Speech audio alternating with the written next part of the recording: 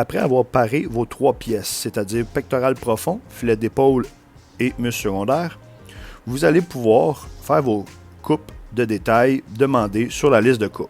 Dans ce cas, il est fait, nous allons faire des cubes bourguignons avec le pectoral profond.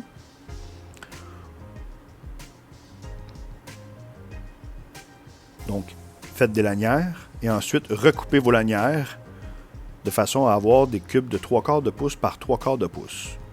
Pour le filet d'épaule, une fois paré, vous pourrez le diviser en deux, le portionner, pour le mettre dans votre emballage. Le filet d'épaule est très tendre, donc on peut le réutiliser. Pour ce qui est du muscle secondaire, dans ce cas, nous faisons des cubes à ragoût, donc 1 pouce par 1 pouce, un peu plus légèrement plus gros que les cubes bourguignons.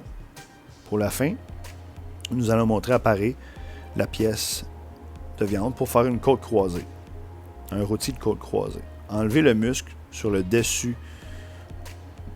Donc, vous avez 2 voies naturelles. Ne prenez pas la première. Prenez seulement que la petite partie de muscle qui est attachée à du gras et laissez la deuxième partie. Enlevez les masses de gras qui sont un peu à l'intérieur et gardez tout le reste en une pièce. Vous pouvez mettre votre pièce rectangulaire au besoin pour que les côtes fitent bien dessus.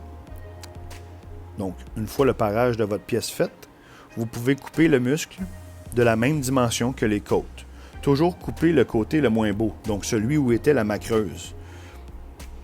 Comme ça, vous conserverez la belle pièce, la belle partie viandée de l'autre côté pour appliquer sur vos côtes. Une fois les muscles enlevés, vous pouvez en faire maximiser votre pièce, c'est-à-dire faire des cubes à ragoût pour compléter les cubes que vous avez mis dans les muscles secondaires. Un cube à ragoût, ici au CBN, c'est 1 pouce par 1 pouce. Il peut y avoir légèrement de gras, mais on les compte comme extra maigres. Pour le ficelage de votre côte croisée, vous pouvez mettre une corde sur le muscle afin de le maintenir sous une forme de rond. Vous appliquez les côtes viande sur le muscle. Donc, le sens des côtes dans le même sens que la fibre de viande. Ensuite, vous attachez toujours la pièce par le centre en premier.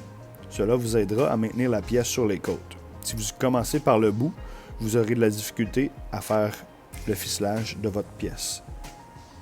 Donc, commencez par le centre, attachez les bouts légèrement et ensuite, partez du centre et allez vers les extrémités. Vous pouvez placer vos cordes à la fin pour vous assurer qu'ils sont bien parallèles. Donc, une fois votre côte croisée faite, vous pourrez la peser afin d'évaluer où vous devez trancher pour faire la bonne grosseur de rôti, selon votre exercice.